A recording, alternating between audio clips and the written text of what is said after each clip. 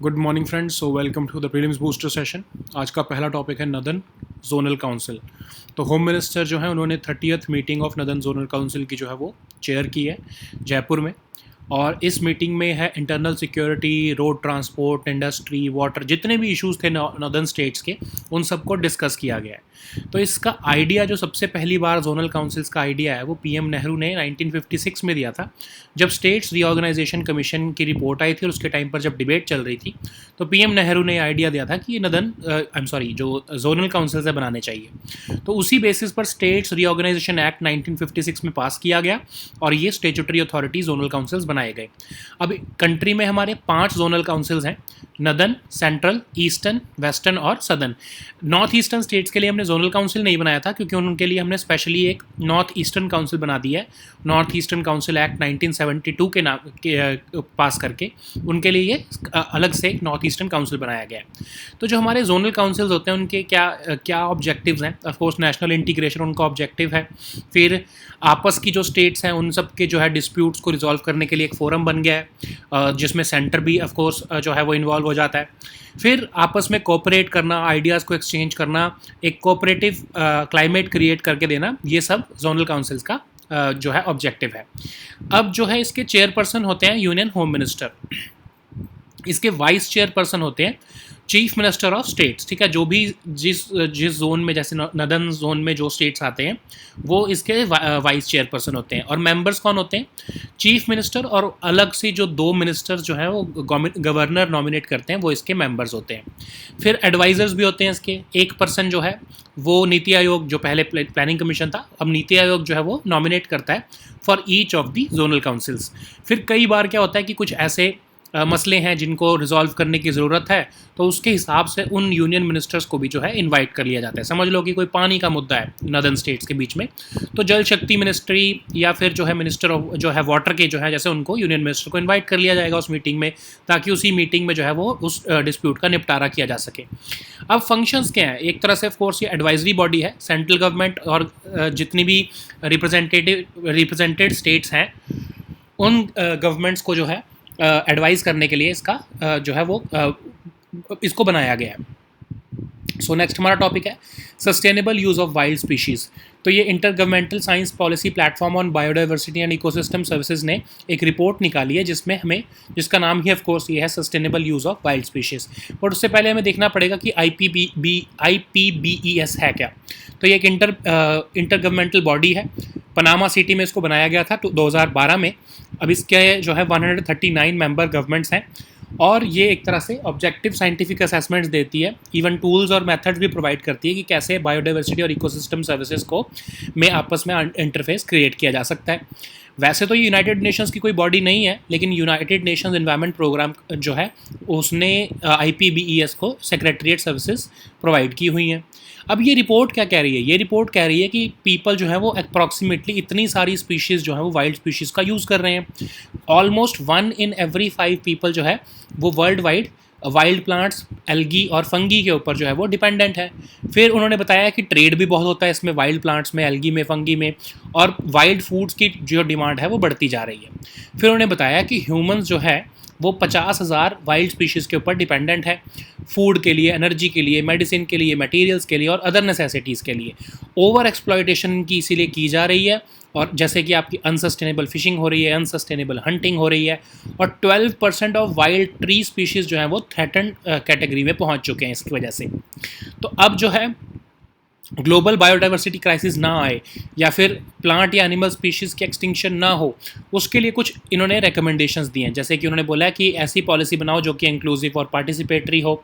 फिर multiple forms of knowledge को support करो, फेयर और equitable distribution of cost and benefits हों, मॉनिटरिंग करो वाइल्ड स्पीशीज़ की और प्रैक्टिसेस की, रॉबस्ट इंस्टीट्यूशंस बनाओ और कस्टमरी इंस्टीट्यूशंस को भी जो है वो अपने साथ लो ताकि पॉलिसीज़ बनाई जा सकें।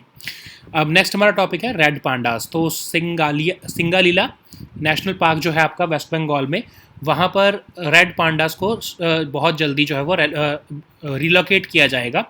तो आपका जो Darjeeling hills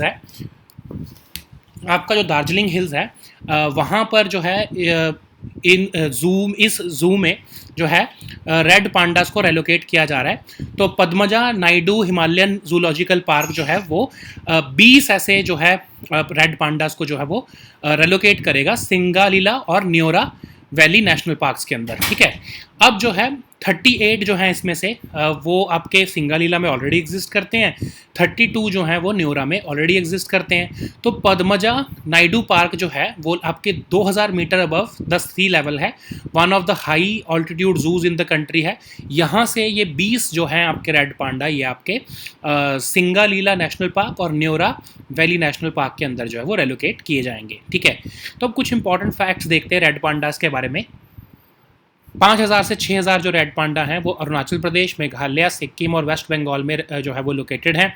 second largest population after China जो है वो इंडिया में आपको रेड पांडा की मिलेगी।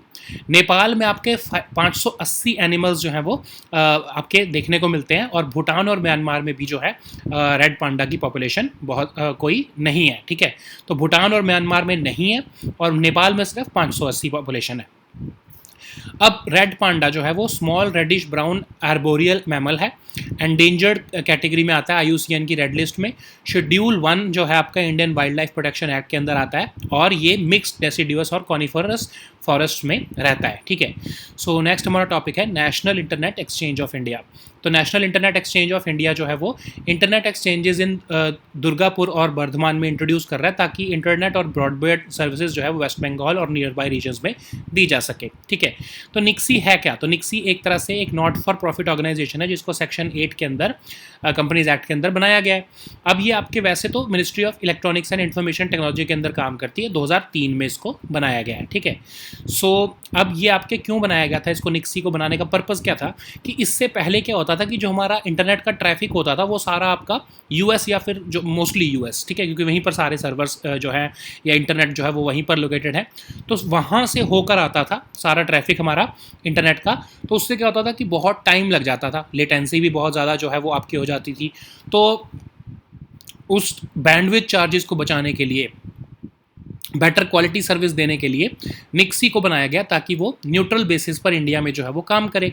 तो उसी के लिए जो इंडिया में, ताकि हमारा डोमेस्टिक जो है वो हम बैंडविड्थ को भी हम बचा सकें, उसके लिए निक्सी को ये बनाया गया है, ठीक है।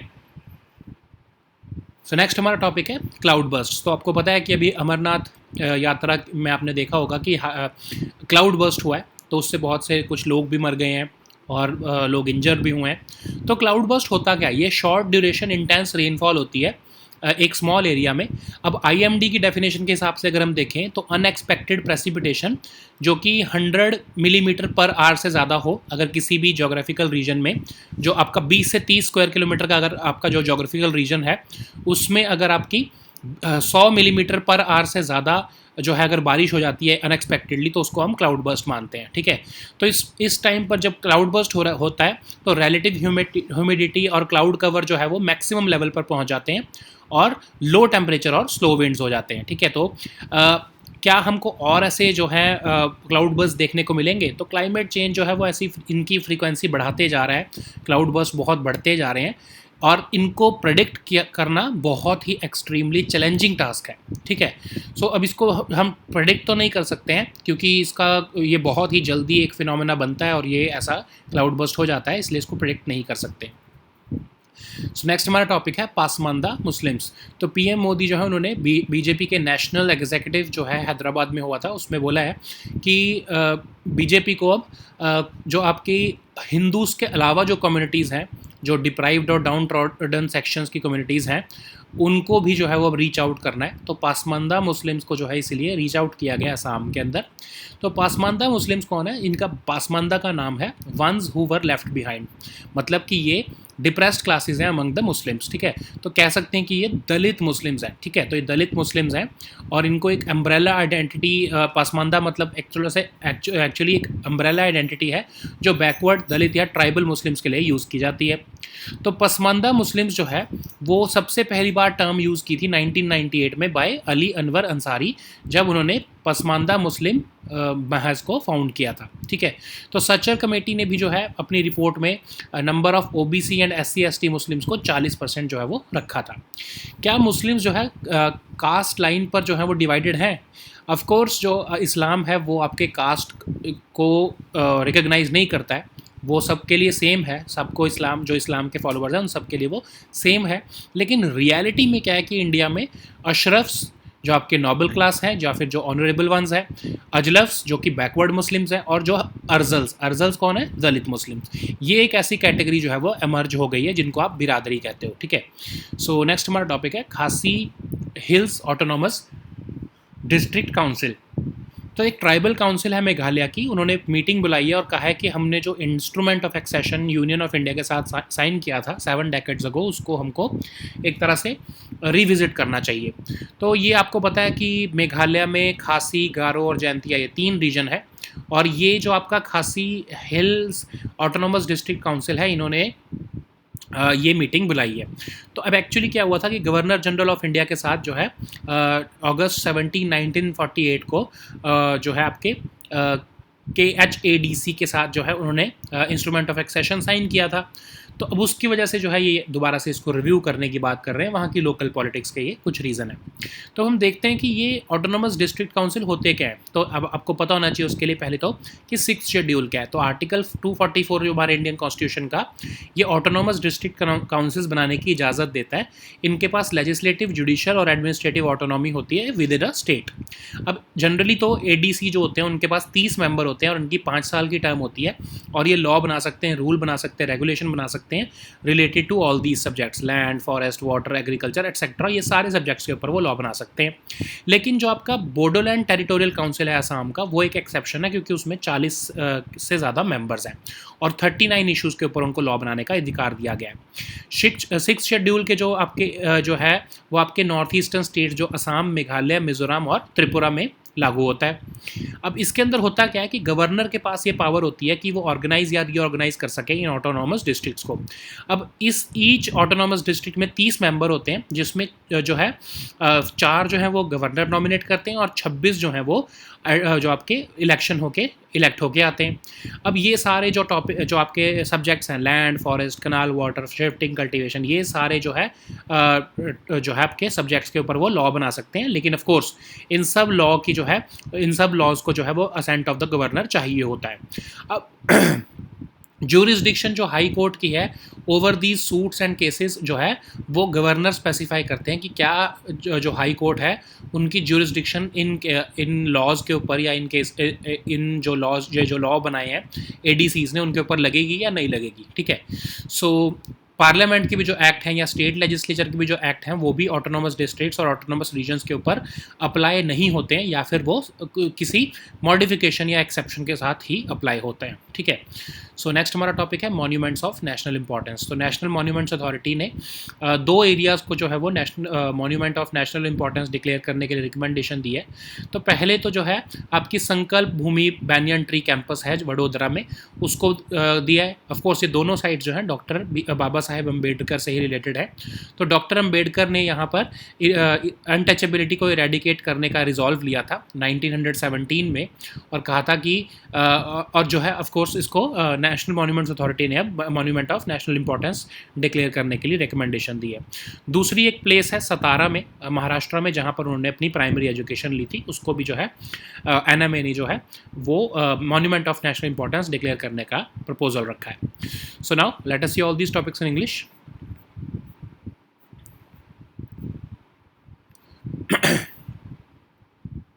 The first topic is Northern Zonal Council. So Union Home Minister has presided over the 30th meeting of this Northern Zonal Council, which was held recently at Jaipur, that is in Rajasthan. And this council deliberated on several issues like internal security, road transport, industries, water, power, cybercrime, etc. So basically it's a council or a forum where the central government and the states concerned of a particular region, they meet together and they discuss all these issues, either which these issues are between the states or these are peculiar to the region, so they need to be talked or discussed with the central government or between the states for fiscal cooperative federalism. Okay, so the idea of these zonal council was first mooted by Prime Minister Nehru in 1956 when the States Reorganization Commission tabled its report in the Parliament. So after this States Reorganization Act of 1956, these zonal councils were formed as statutory bodies. So they are not constitutional bodies, but the statutory bodies, and they derive their power from this States Reorganization Act of 1956. So in India, there are five zonal councils: the northern one, the central, the eastern, the western, and the southern zonal council. For the northeastern states, we have made a separate provision of northeastern council through the Northeastern Council Act of 1972. So the main objective of these zonal councils is national integration, cooperation, exchange of ideas and experiences, and it is chaired by the Union Home Minister. The vice chairperson of these councils are the chief ministers of these concerned regions, and they are also the members. Two other ministers nominated by the governor can serve as members in the zonal council. One person is nominated by the planning commission. Now, of course, it is the Niti Aayog for each of the zonal council, and in case there is a need based upon the zonal council, then a union minister can also be invited. Okay, so what are the functions of these zonal councils? So these are advisory bodies, and they advise the central government and the government of each state as to what kind of action has to be taken on any matter. Okay, so the next topic is sustainable use of wild species. So according to a recent report by the Intergovernmental Science Policy Platform on Biodiversity and Ecosystem Services, that is the IPBES, 50,000 wildlife species have meet the demand of billions of people around the world. So IPBES is an independent intergovernmental body which was established in Panama City in 2012, and it currently comprises of 139 member governments, and it aims to strengthen the science policy interface between biodiversity and ecosystem services. So it is actually not a United Nations body, but UNEP provides secretariat services to the IPBES. So this report is saying that people generally use 7,500 species of wild fish, 31,000. All these species are used by people for their needs. So almost 1 in every 5 people worldwide, they rely on wild plants, algae, and fungi for food, nutritional diversity, and income. And humans generally rely on 50,000 wild species for food, energy, medicine, materials, and other necessities. So there is a threat to biodiversity. So over exploitation of these wild species is of course a threat. Unsustainable fishing, unsustainable hunting, wild tree species getting extinct. All these are the threats for the biodiversity. So global biodiversity crisis is accelerating because almost 1 million plant and animal species have gone extinct. So they have also, this IPBES report has also made certain recommendations. So it has said that we must promote certain policies which are inclusive and participatory, which recognizes multiple forms of knowledge. It should be fair, equitable, and it should distribute costs and benefits in a fair and equitable manner. We should also monitor the wildlife species and practices, and even the customary institutions must be accommodated while making our policies. So the next topic is red pandas. So Singalila National Park in West Bengal will soon get new red pandas. So actually this zoo is located in Darjeeling Hills, and this ambitious program started from Padmaja Naidu Himalayan Zoological Park, and this Padmaja Naidu Himalayan Zoological Park will release 20 of these red pandas to Singalila and Neora Valley National Parks. So these Padmaja Naidu National Park, it is at about a height of 2,000 meters above the sea level, and it is one of the high altitude zoos in the country. So about the red pandas, so 5,000 to 6,000 red pandas are located in Indian states of Arunachal, Meghalaya, Sikkim, and West Bengal. And India has the second largest population of red pandas after China. Nepal accounts for about 580 red pandas, but Bhutan and Myanmar have no estimate of the animals' population. So Red panda is, of course, a small reddish brown arboreal mammal, and it is endangered species as per the IUCN Red List, and it is protected under the Schedule 1 of the Indian Wildlife Protection Act. And its habitat includes mixed deciduous and coniferous forests. Okay, so the next topic is National Internet Exchange of India. So NIXI is introducing internet exchanges in Durgapur and Bardhaman areas of West Bengal to provide internet and broadband services in the nearby regions also. So NIXI is, of course, a not-for-profit organization under the Section 8 of Companies Act, and it is registered. It was registered in 2003. So it was, of course, set up because earlier we were using. Uh, Even the domestic traffic was being routed to US or abroad, and it was, of course, uh, using a lot of bandwidth because we had to send the data across the countries like US, and then it used to come back, and that's why there was a high latency rate. So of course bandwidth rate was increasing. So the government realized that we should have our own exchange, and that's why NIXI was created to provide better quality of service, which is, of course, with the reduced latency, and also reduce our bandwidth charges for ISPs. Okay, so this is what NIXI is. So the next topic is cloudbursts. So sudden, highly localized rains in Amarnath shrine has caused cloudbursts, and it has led to the death of almost 16 people and injuries to almost 20 other people. So what is a cloudburst? So cloudburst is a short duration intense rainfall which occurs over a small area. As per the definition of IMD, an unexpected precipitation which exceeds 100 millimeter per hour over a geographical region of approximately 20 to 30 square kilometer is called cloudburst. So during the cloudburst, the relative humidity and cloud cover was at the maximum level with low temperature and slow winds. It happens because a high amount of clouds may get condensed at a very rapid pace, and it results in the cloudburst.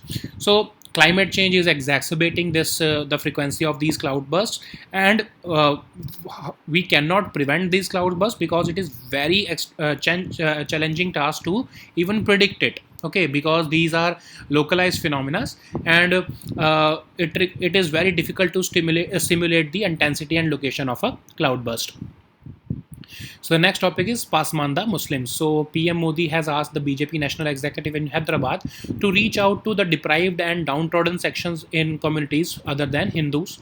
So Pasmanda is a Persian word, and it means ones who were left behind.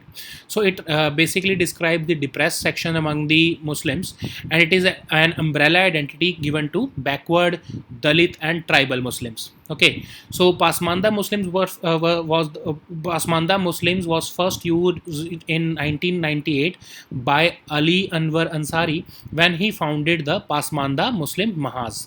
Okay, so generally you know that Islam does not have any castes, but in reality it has come out to that biradaris have been formed. Ashrafs are the noble elite, Ajlafs are the backward Muslims, and the Arzals are the Dalit Muslims. Okay, so the next topic is Khasi Hills Autonomous District Council. So this KHADC has called for a meeting for traditional heads to revisit the instrument of accession that Nagaland signed with Indian Union 7 decades ago.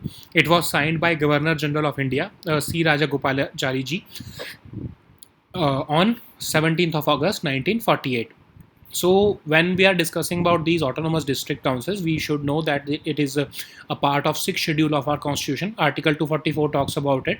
So these councils have legislative, judicial and administrative autonomy within a state, and they have almost 30 members with a term of 5 years, and they can make laws, rules and regulations with regard to certain subjects which are mentioned here.